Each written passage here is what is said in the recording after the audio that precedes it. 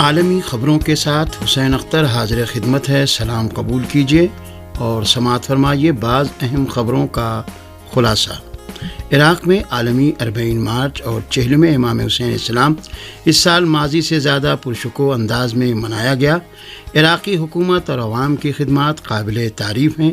ایران کی قدردانی۔ General assembly کے سالانہ اجلاس کے موقع پر امریکی ہم منصب جو بائیڈن سے ملاقات کا کوئی امکان نہیں ہے۔ امریکی ٹی وی سے انٹرویو میں صدر ایران ڈاکٹر سید ابراہیم رئیسی کا دو ٹوک جواب۔ اور لڑکیوں کو تعلیم سے محروم رکھنے کے نقصانات ناقابل تلافی ہیں۔ لڑکیوں کے اسکول جلد از جلد کھولے جائیں۔ افغانستان کی طالبان انتظامیہ سے اقوام متحدہ کا مطالبہ۔ لیجیے اب خبریں تفصیل سے ملاحظہ فرمائیے۔ ایران کی وزارت خارجہ کے ترجمان نے 40 حسینی کے موقع پر زائرین کی میزبانی پر عراقی عوام اور حکومت کا شکریہ ادا کرتے ہوئے کہا ہے کہ اس سال 40 مارچ زیادہ پرشکوہ انداز میں انجام پایا۔ اتوار کے اپنے ایک ٹویٹ میں ایران کی وزارت خارجہ کے ترجمان ناصر کنعانی نے لکھا کہ کورونا کی وجہ سے آنے والا 2 سال کا وقفہ بھی عظیم عوامی 40 مارچ میں رکاوٹ نہیں بن سکا، اور دسیوں لاکھ لوگوں نے، جن میں ہر قوم و مسلک اور مذہب و ملت کے لوگ شامل تھے، سید الشہداء حضرت امام حسین السلام سے پیمانے مودت باندھا اور آپ کے اصولوں پر قائم رہنے کا عہد اعادہ کیا۔ ایران کی وزارت خارجہ کے ترجمان نے اپنے ٹویٹ میں مزید لکھا کہ دنیا کے اس عظیم ترین 40 مارچ نے دسیوں لاکھ انسانوں کو مقدس اہداف کی خاص ایک پلیٹ فارم پر جمع کر دیا، اور ایران و عراق کی اقوام کے درمیان دوستی اور برادری کے رشتوں کو پہلے سے زیادہ مستحکم بنا دیا۔ ناصر کنعانی نے 40 حسینی کے نام سے ہونے والی عظیم عوامی مارچ اور اجتماع کی شایان شان میزبانی پر عراقی حکومت اور عوام کا شکریہ ادا کرتے ہوئے کہا کہ عراقی قوم ہر سال اپنے تمام وسائل کے ساتھ شہدائے کربلا کی زیارت کے لیے آنے والے ایرانی اور غیر ایرانی زائرین کی خدمت کرتی ہے، جو اس عظیم قوم کے ایمان اور خلوص کی گہرائی کا ثبوت ہے۔ دوسری جانب عراقی ذرائع ابلاغ کا کہنا ہے کہ اس سال 40 کے موقع پر 24 ملین یعنی 2 کروڑ 40 لاکھ سے زائد ملکی اور غیر ملکی زائرین کربلائے معلیٰ کی زیارات سے شرفیاب ہوئے ہیں۔ الغدیر ٹیلی ویژن نے اس سال کربلائے معلیٰ میں عاشقان حسینی کے اجتماع کو حالیہ برسوں کا سب سے بڑا زیارتی اجتماع قرار دیا ہے۔ کربلائے معلیٰ کے پریس انفارمیشن ڈپارٹمنٹ کے مطابق اس سال 40 کی زیارت گزشتہ برسوں کے مقابلے میں کئی دن پہلے یعنی 14 صفر سے شروع ہو گئی تھی، اور زائرین کا ایک سیل رواں تھا جو مرکز پرکار عشق یعنی بارگاہ حسینی کی سمت بلا وقفہ چلا آ رہا تھا۔ عراق کی نیشنل وزڈم پارٹی کے سربراہ سید عمار حکیم نے 40 کے بعد جاری کیے جانے والے اپنے ایک پیغام میں ہر سال دنیا بھر سے آنے والے دسیوں لاکھ زائرین حسینی کی میزبانی کو عراقیوں کے لیے باعث فخر اور نعمت الہی قرار دیا ہے، جس پر سجدہ شکر بجا لانا چاہیے۔ اسد تحریک کے صدر مقتدی صدر نے 40 حسینی کے موقع پر جاری کردہ پیغام میں کہا ہے کہ 40 کے عظیم الشان اجتماع نے اہل بیت علیہ السلام کی مخالفت اور دشمنی کے کلچر کو نابود اور امام حسین السلام کی مظلومیت کو ثابت اور نام اہل بیت کو ایک بار پھر زندہ کر دیا۔ مقتدی صدر نے عراق کو منار جہاد، مذہب اہل بیت کا دارالحکومت اور قبلہ امام معصوم قرار دیتے ہوئے واضح کیا کہ 40 کے اجتماع نے دشمنان اہل بیت کے منصوبوں پر پانی پھیر دیا ہے، کیونکہ منفی پروپیگنڈے اور دہشت گردانہ اقدامات کے باوجود حق کے حامیوں کی تعداد میں روز بروز اضافہ ہوتا جا رہا ہے۔ ہندوستان میں آج اتوار کو 40 حسینی منایا جا رہا ہے۔ عراق، ایران، پاکستان اور دنیا کے اکثر ملکوں میں 40ویں امام حسین السلام سنیچر کو منایا گیا، لیکن ہندوستان میں آج اتوار کو 40 منایا جا رہا ہے۔ نئی دہلی سے ہمارے نمائندے کی رپورٹ کے مطابق ہندوستان کے زیر انتظام کشمیر کو چھوڑ کر پورے ہندوستان میں آج اتوار کو 40 کی مناسبت سے مجالس اعزا اور 40 کے مخصوص ماتمی دستے برآمد ہوئے۔ ہندوستان کے زیر انتظام کشمیر میں نواز رسول حضرت امام حسین علیہ السلام اور آپ کے اصحاب باوفا کا 40 سنیچر کو منایا گیا۔ رپورٹ کے مطابق ہندوستان کے اکثر بڑے شہروں میں چہلم کے مخصوص روایتی جلوسائے عزا کے علاوہ نجف کربلا عالمی اربعین مارچ کے طرز پر پیدل مارچ کا بھی اہتمام کیا گیا۔ ہندوستان میں اربعین حسینی کی تفصیلی رپورٹ اگلے بلیٹن میں آپ کی خدمت میں پیش کی جائے گی۔ پاکستان کو سیلاب کے قہر کے بعد بیماریوں کی ہلاکت خیزی کا سامنا ہے۔ عالمی ادارہ صحت WHO کے سربراہ ڈاکٹر ٹیڈروس نے خبردار کیا ہے کہ پاکستان سیلاب کے بعد بیماریوں سے اموات کے سنگین خطرے سے دوچار ہے۔ انہوں نے کہا کہ WHO سیلاب کی تباہ کاریوں سے نمٹنے کے لیے پاکستان کی $1 کروڑ کی امداد کے بعد امداد کی نئی اپیل کر رہا ہے۔ انہوں نے کہا کہ عالمی ادارہ صحت عطیات دینے والوں سے اپیل کرتا ہے کہ سیلاب کے بعد بیماریوں سے زندگیاں بچانے کے لیے پاکستان کی دل کھول کر مدد کریں۔ عالمی ادارہ صحت نے قبل ازیں سیلاب کے بعد بیماریاں پھیلنے کی جانب سے خبردار کرتے ہوئے پاکستانی عوام سے اپیل کی تھی کہ اپنی مرضی سے خود سرانہ طور پر دواؤں کے استعمال سے پرہیز کریں۔ WHO نے پاکستان کے لیے اپنے نمائندے کے حوالے سے کہا تھا کہ اس ملک میں اینٹی بایوٹک دوائیں خودسرانہ طور پر بے دریغ استعمال کی جاتی ہیں، جس کی وجہ سے جراثیموں میں ان ادویات کے مقابلے میں مزاحمت بڑھ رہی ہے۔ صدر سید ابراہیم رئیسی نے کہا ہے کہ اقوام متحدہ کی جنرل اسمبلی کے اجلاس کے موقع پر بائیڈن سے ملاقات ناممکن ہے۔ امریکی نیوز چینل CBS کو خصوصی انٹرویو دیتے ہوئے صدر ایران ڈاکٹر سید ابراہیم رئیسی نے کہا کہ اقوام متحدہ کی جنرل اسمبلی کے 77ویں اجلاس کے موقع پر وہ جو بائیڈن سے ملاقات نہیں کریں گے۔ انہوں نے کہا کہ میرے خیال میں ایسا کوئی واقعہ پیش آنے والا نہیں ہے۔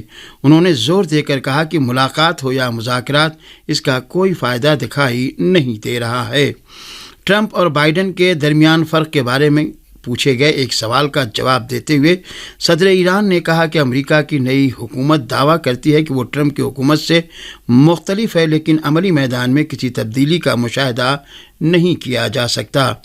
اس سے قبل صدر رئیسی نے قطر کے الجزیرہ نیوز چینل کو انٹرویو دیتے ہوئے ایران کے ایٹمی مسئلے کے بارے میں کہا تھا کہ معاہدے کا حصول امریکی فیصلے سے وابستہ ہے۔ انہوں نے کہا تھا کہ حکومت ایرانی عوام اور اس کے مسلمہ حقوق کے تحفظ کے لیے پرعزم ہے۔ اقوام متحدہ کے سیکریٹری جنرل نے افغانستان میں لڑکیوں کے اسکول کھولے جانے پر زور دیا ہے۔ افغانستان میں لڑکیوں کے اسکولوں کی بندش کو 1 سال مکمل ہونے پر اپنے ایک ٹویٹ میں سیکریٹری جنرل انٹونیو گوٹریس نے لکھا ہے کہ لڑکیوں کی تعلیم کا 1 سال ضائع ہو گیا ہے، جس کا ازالہ ممکن نہیں ہے۔ انہوں نے افغانستان کی طالبان انتظامیہ پر زور دیا ہے کہ وہ لڑکیوں کی تعلیم کا سلسلہ دوبارہ شروع کریں اور ان کی اسکول واپسی کا بندوبست کیا جائے۔ اقوام متحدہ کے سیکریٹری جنرل کا کہنا تھا کہ خواتین اور لڑکیوں کو تعلیم سے محروم کرنا ان کے بنیادی حقوق کی خلاف ورزی اور افغانستان کے مستقبل کے لیے انتہائی خطرناک ہے۔ افغانستان میں اقوام متحدہ کے نمائندے دفتر کے سربراہ مارس پورزل نے بھی اتوار کے روز اپنے ایک بیان میں کہا ہے کہ لڑکیوں کو تعلیم سے دور رکھنے کی کوئی قابل قبول وجہ پیش نہیں کی جا سکتی۔ انہوں نے کہا کہ 1 سال گزرنے کے باوجود طالبان نے لڑکیوں کی تعلیم کے لیے حالات فراہم کرنے کا وعدہ پورا نہیں کیا ہے، جس کی وجہ سے لاکھوں بچیاں تعلیم سے محروم ہیں۔ سعودی اتحاد کے ایجنٹ نے فائٹروں نے یمن کے متعدد علاقوں پر ایک بار پھر بمباری کی ہے۔ یمنی ذرائع ابلاغ کے مطابق گزشتہ 24 گھنٹے کے دوران سعودی جارحہ اتحاد نے 161 بار یمن کی جنگ بندی کی خلاف ورزی کی ہے۔ اس دوران سعودی اتحاد نے مارب، تعز، جوف، سعدہ، الحدیدہ، الزالے، البیضہ اور حجہ صوبوں پر جاسوسی کی پروازیں بھریں، جسے جنگ بندی کی خلاف ورزی قرار دیا جاتا ہے۔ رپورٹ کے مطابق سعودی جارحہ افواج نے صوبہ البیضہ میں یمن کی فوج اور عوامی رضاکار فورس کے مراکز کو بھاری گولہ باری کا نشانہ بھی بنایا، جس کے نتیجے میں ایک یمنی شہری جاں بحق ہو گیا۔ اس کے علاوہ الحدیدہ، تعز، مارب، حجہ، سعدہ، جیزان، زالے اور نجران صوبوں میں مسلح افواج کے مراکز کے علاوہ عام شہریوں کے مکان اور عمارتیں سعودی اتحاد کے راکٹ مارٹر گولوں اور بھاری توپوں کا نشانہ بنیں۔ یہ ایسی حالت میں ہے کہ یمن میں اقوام متحدہ کے خصوصی مندوب ہانس گرونبرگ نے ایک مہینے قبل یمن میں جنگ بندی میں مزید 2 مہینے کی توسیع پر اتفاق کا اعلان کیا تھا۔ امریکی باوردی دہشت گردوں نے گزشتہ 24 گھنٹے کے دوران 100 سے زیادہ ہتھیار، دیگر جنگی وسائل اور گاڑیاں لے جانے والے ٹرک عراق سے شام منتقل کیے ہیں۔ باخبر ذرائع کے مطابق 50 ٹرکوں پر مشتمل ایک امریکی فوجی کارواں الحسکا شہر کے جنوبی مضافات میں واقع امریکی فوجی اڈے میں داخل ہوا ہے۔ یہ فوجی اڈہ العمر آئل فیلڈ کے قریب تعمیر کیا گیا ہے۔ رپورٹ کے مطابق غاصب امریکی فوج کے 50 ٹرک حسکا شہر کے شمال میں واقع تل بیدر اڈے میں بھی داخل ہوئے، جو کہ فوجی وسائل اور بختربند گاڑیوں سے لدے ہوئے تھے۔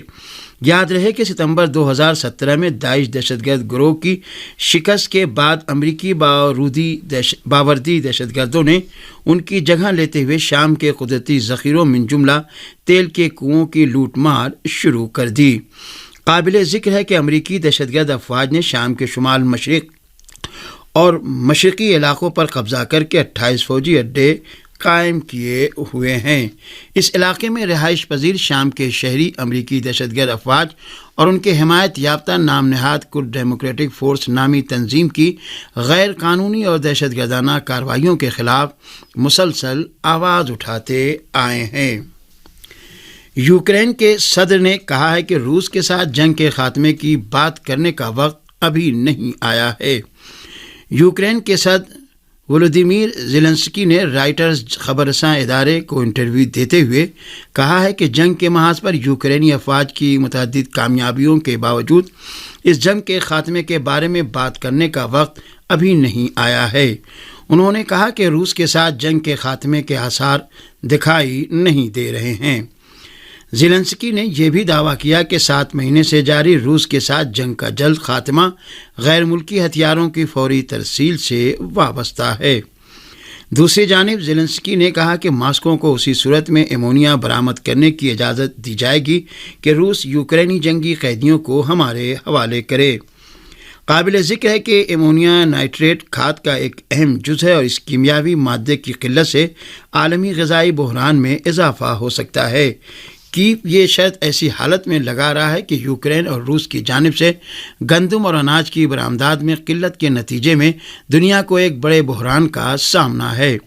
ماہرین کے اندازوں کے مطابق یورپ میں توانائی کے بحران کے نتیجے میں ایمونیا کی 70% فیکٹریاں اپنی پیداوار کم یا بند کر چکی ہیں۔ زیلنسکی نے کہا کہ انہوں نے اقوام متحدہ کو بھی قیدی کے بدلے روس کو ایمونیا برآمد کرنے کی اجازت کی تجویز پیش کی ہے۔ کرملن نے اس تجویز کو مسترد کرتے ہوئے پوچھا ہے کہ کیا انسان اور کیمیکل کھاد برابر ہیں؟ ادھر اقوام متحدہ نے کیمیاوی مادے بنانے والی روسی کمپنی اورالچم کو تجویز دی ہے کہ وہ اپنے ایمونیا کو پائپ لائن کے ذریعے یوکرین کی سرحد پر منتقل کرے، جہاں سے امریکی کمپنی ٹرامو اسے خرید سکے۔ اس پائپ لائن کے ذریعے سالانہ 25 لاکھ ٹن ایمونیا روس کے وولگا علاقے سے بحر اسود کے ساحل پر یوجنی بندرگاہ منتقل کی جا سکتی ہے، لیکن روس اور یوکرین کی جنگ کے بعد اس بندرگاہ کی سرگرمیاں تعطل کا شکار ہیں۔ کرملن کے ترجمان نے روس کی جانب سے ممکنہ ایٹمی حملے کے بائیڈن کے دعوے پر سخت رد عمل ظاہر کیا ہے۔ روسی ایوان صدر کے ترجمان ڈمیٹری پیسکوف نے امریکی صدر کے اس دعوے پر رد عمل ظاہر کیا ہے کہ جس میں جو بائیڈن نے دعویٰ کیا تھا کہ روس ممکنہ طور پر یوکرین میں ٹیکٹیکل ایٹمی ہتھیار استعمال کر سکتا ہے۔ ڈمیٹری پیسکوف نے امریکی صدر کا جواب دیتے ہوئے کہا ہے کہ ماسکو اپنی قومی سلامتی کے اصولوں کے عین مطابق ہی ایٹمی ہتھیار استعمال کرے گا۔ کرملن کے ترجمان نے امریکی صدر کو مخاطب کرتے ہوئے کہا کہ ہر چیز کے بارے میں روس کے اسٹریٹجک پالیسی میں بتایا جا چکا ہے، جا کر پڑھ لیں۔